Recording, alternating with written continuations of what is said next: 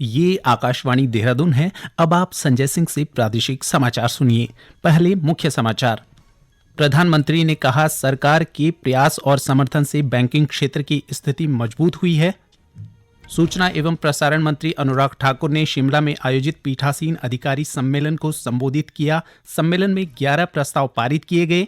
मुख्यमंत्री पुष्कर सिंह धामी और उत्तर प्रदेश के मुख्यमंत्री योगी आदित्यनाथ के बीच लखनऊ में हुई बातचीत में आज कई महत्वपूर्ण फैसले लिए गए। और आपदा सचिव एस ए मुरुगेशन ने कहा कि अक्टूबर में आई आपदा में 900 करोड़ रुपए से अधिक के नुकसान का आकलन किया गया है। देश ने कोविड टीकाकरण अभियान के अंतर्गत 110 करोड़ से अधिक टीके लगाने का लक्ष्य हासिल कर इतिहास रच दिया है। इस महत्वपूर्ण कार्य में योगदान करने वाले चिकित्सकों, नर्सों और अन्य स्वास्थ्य कर्मियों का आकाशवाणी अभिनंदन करता है। इसके साथ ही हम आपको सतर्क भी करना चाहते हैं कि कोविड अभी समाप्त नहीं हुआ है। आप सभी से हमारी अपील है कि यथाशीघ्र दोनों टीके लगवाएं और अन्य लोगों को भी टीके लगवाने के लिए प्रेरित करें। मास्क पहनें, 2 गज की सुरक्षित दूरी बनाए रखें, हाथ और चेहरा साफ रखें। कोविड से संबंधित कोई भी जानकारी और मार्गदर्शन के लिए राष्ट्रीय हेल्पलाइन नंबर 011239780046 और 1075 पर संपर्क करें। इसके अलावा प्रदेश हेल्पलाइन नंबर हैं 104 व 0135 2722100 और 2724506। स्वाधीनता के 75वें वर्ष के उपलक्ष्य में आज़ादी का अमृत महोत्सव के अंतर्गत आकाशवाणी समाचार देहरादून ने स्वाधीनता संग्राम और उसके गौरवशाली इतिहास पर विशेष प्रश्नोत्तरी कार्यक्रम शुरू किया है। इसे प्रत्येक बुधवार और बृहस्पतिवार को शाम 6:30 बजे क्षेत्रीय समाचार में शामिल किया जा रहा है। हमारा कल का प्रश्न था, जलियांवाला बाग हत्याकांड के लिए जिम्मेदार जनरल डायर को किसने मारा था? प्रश्न का सही उत्तर है उधम सिंह। आकाशवाणी समाचार देहरादून को देश भर के साथ ही प्रदेश भर के श्रोताओं से प्रश्न के उत्तर मिले हैं। हमारे आज के भाग्यशाली विजेता हैं राजस्थान के उदयपुर से राजेश पुष्करन।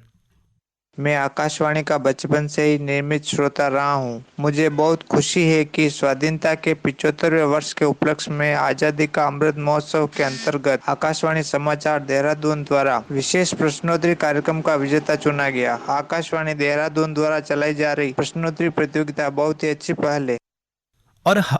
और माफ कीजिएगा, और अब हमारा आज का प्रश्न है, दांडी मार्च क्यों शुरू किया गया था? प्रश्न एक बार फिर सुन लें, दांडी मार्च क्यों शुरू किया गया था? श्रोता अपने उत्तर अमृत महोत्सव क्विज ddn@gmail.com पर ईमेल अथवा मोबाइल नंबर 9837192022 पर व्हाट्सएप या मैसेज के माध्यम से भेज सकते हैं। सबसे पहले सही जवाब देने वाले श्रोता को आकाशवाणी देहरादून की ओर से प्रमाण पत्र दिया जाएगा। अब समाचार विस्तार से। नई दिल्ली में ऋण के निर्बाध प्रवाह और आर्थिक विकास पर सम्मेलन को संबोधित करते हुए श्री मोदी ने कहा कि बैंक देश के विकास में महत्वपूर्ण भूमिका निभा रहे हैं। प्रधानमंत्री ने कहा है कि पिछले 6-7 वर्षों में सरकार के प्रयासों और समर्थन से बैंकिंग क्षेत्र आज मजबूत स्थिति में आ गया है। उन्होंने कहा कि बैंकों की वित्तीय स्थिति अब पहले से बेहतर है। श्री मोदी ने कहा कि जन धन खाते खोलने से अनेक लोगों को बैंकिंग सेवा के दायरे में लाया जा सका है। श्री मोदी ने कहा कि वर्तमान सरकार ने 2014 के बाद से 5 लाख करोड़ रुपए की रिकवरी की है। उन्होंने कहा कि सरकार 2014 के पहले से मौजूद सभी चुनौतियों से निपटी है। शिमला में आयोजित 82वें पीठासीन अधिकारी सम्मेलन में कई महत्वपूर्ण विषयों पर चर्चा की गई और 11 प्रस्तावों को पारित किया गया। इसके साथ ही आज हिमाचल प्रदेश के राज्यपाल राजेंद्र विश्वनाथ अर्लेकर ने 2 दिनी पीठासीन अधिकारी सम्मेलन का समापन किया। इस सम्मेलन में केंद्रीय सूचना एवं प्रसारण मंत्री अनुराग ठाकुर ने भी पीठासीन अधिकारियों को संबोधित किया। सम्मेलन में प्रतिभाग करने पहुंचे उत्तराखंड के विधानसभा अध्यक्ष प्रेमचंद अग्रवाल ने शताब्दी यात्रा समीक्षा एवं भविष्य के लिए कार्य योजना और पीठासीन अधिकारियों का संविधान और जनता के प्रति दायित्व विषय पर अपने विचार रखे। उन्होंने कहा कि भविष्य के लिए ऐसी कार्य योजना पर काम करना होगा जो आने वाली पीढ़ियों को एक दिशा दिखाने का काम करे।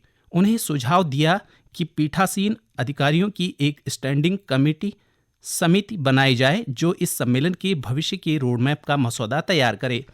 प्रदेश के विधानसभा अध्यक्ष ने पत्रकारों से बातचीत के दौरान बताया कि सदन में रखे प्रस्ताव में अखिल भारतीय पीठासीन अधिकारियों के सम्मेलन को वर्ष में 2 बार आयोजित किए जाने की बात रखी गई, जिसमें एक सम्मेलन दिल्ली में और दूसरी किसी विधायिका द्वारा आयोजित किया जाएगा। विधानसभा अध्यक्ष ने कहा कि 2019 में देहरादून में संपन्न हुए पीठासीन अधिकारी सम्मेलन की सफलता और व्यवस्थाओं की सदन में सराहना की। राष्ट्रीय कोविड टीकाकरण अभियान के तहत देश में अब तक 114 करोड़ से अधिक कोविडरोधी टीके लगाए जा चुके हैं। पिछले 24 घंटे में करीब 73,44,000 लोगों का टीकाकरण किया गया। इस बीच कल कोविड के 11,919 नए रोगियों की पुष्टि हुई है, जबकि 11,242 मरीज स्वस्थ हुए। स्वस्थ होने की दर 98.28% है।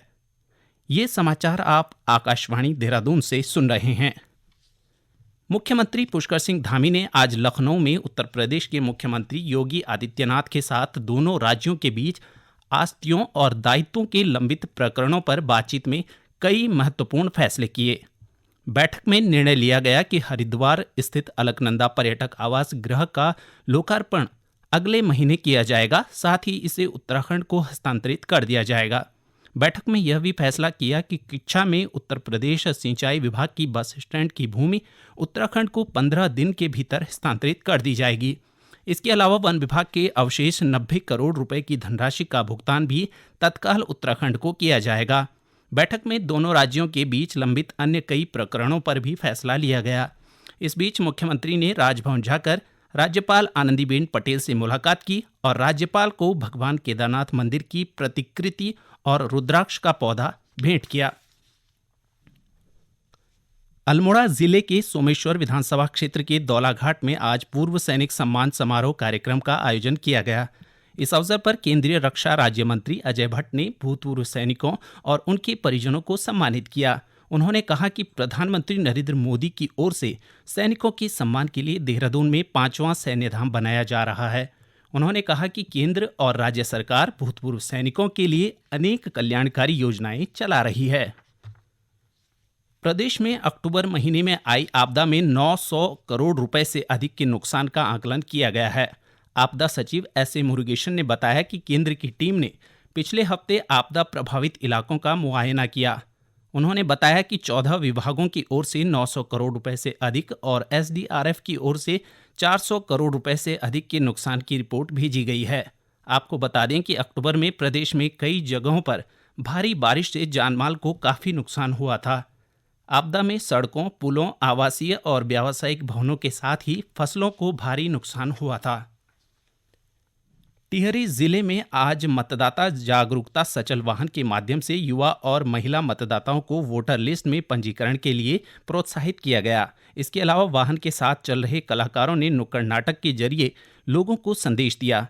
इस बीच स्वीप टीम की ओर से प्रचार सामग्री वितरित की गई और साथ ही साथ पब्लिक एड्रेस सिस्टम से लोगों को मतदाता सूची में नाम जुड़वाने के लिए जागरूक किया गया। चमोली जिले के ग्रामीण क्षेत्रों में मतदाताओं को इलेक्ट्रॉनिक वोटिंग मशीन से वोट डालना सिखाया जाएगा।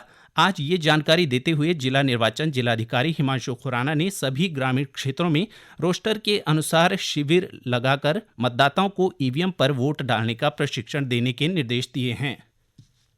देश में लगातार बढ़ती पेट्रोल व डीजल की कीमतों और ऊर्जा की खपत के चलते बायो सीएनजी की मांग लगातार बढ़ती जा रही है। केंद्र सरकार बायो सीएनजी को बढ़ावा देने के लिए प्रोत्साहित कर रही है। वहीं ईंधन की खपत को कम करने के लिए बायो सीएनजी को एक बेहतर विकल्प माना जा रहा है। इसी कड़ी में हरिद्वार के गैंडी खाता स्थित कृष्णायन गौशाला गाय के गोबर से बायो सीएनजी का उत्पादन कर रहा है। यह देश का एकमात्र ऐसा पहला संयंत्र है जो गाय के गोबर से बायो सीएनजी बना रहा है। कृष्णायन गौशाला के संचालक स्वामी अनंत आनंद ने बताया कि उनके आश्रम में गायों के गोबर से प्रतिदिन 400 किलोग्राम बायो सीएनजी गैस का उत्पादन किया जा रहा है। साथ ही प्लांट के माध्यम से ही निकलने वाले वेस्ट गोबर से ऑर्गेनिक खाद बनाकर आसपास के इलाकों में भेजा जा रहा है। बायो सीएनजी यूनिट जो है वो भारत की सर्वप्रथम बायो सीएनजी है, जिसकी उत्पादन क्षमता 400 किलो पर डे हम यहाँ पे सीएनजी बना सकते हैं और 25 टन के आसपास में हम गोमय गोबर को इसमें हम डालते हैं। और शास्त्रों में हमारा आया है अष्ट ऐश्वर्य में लक्ष्मी गाओ सर्व सुख प्रदा। तो लक्ष्मी जी का वास जो है सो गोबर में बताया गया है। तो गोबर से हम धन कैसे बनाएं, ये विश्व के लिए एक पूरे विश्व को हम प्रेरित कर रहे हैं। यहाँ से जो विश्व की सर्वप्रथम गाय के गोबर से सीएनजी बन रही है। भविष्य में प्रधानमंत्री नरेंद्र भाई मोदी की योजना है, सतत योजना के अंतर्गत इस प्लांट को देखकर 5000 से भी ज्यादा इस तरह के प्लांट पूरे देश भर में लगेगा। अंत में मुख्य समाचार एक बार फिर। प्रधानमंत्री ने कहा, सरकार के प्रयास और समर्थन से बैंकिंग क्षेत्र की स्थिति मजबूत हुई है। सूचना एवं प्रसारण मंत्री अनुराग ठाकुर ने शिमला में आयोजित पीठासीन अधिकारी सम्मेलन को संबोधित किया। सम्मेलन में 11 प्रस्ताव पारित किए गए।